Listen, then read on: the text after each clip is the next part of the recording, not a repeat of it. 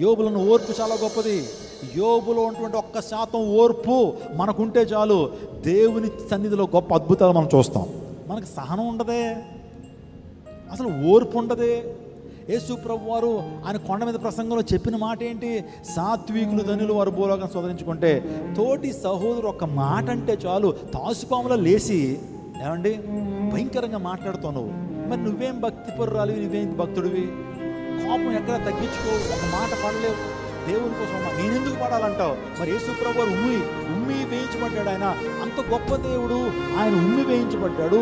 అనేకమైన బాధలను చూస్తే ఒక్క మాట నువ్వు పడలేవు. నా ప్రియదేవుచున, మా శ్రమలు గుండా వెళ్ళినప్పటికీ కూడా తన యొక్క పట్టుదల మాత్రం, భక్తిలో తనకున్నటువంటి నిరీక్షణ చాలా గొప్పది. నా ప్రియదేవుచున, యోబు వాస్తవానికి సవాళ్ళతో తన జీవితం ప్రారంభించబడింది, కానీ చక్కటి ముగింపు, విజయంతోనే, సమృద్ధి జీవంతోనే, రెండంతల ఆశయంతోనే తన జీవితం ముగించబడింది.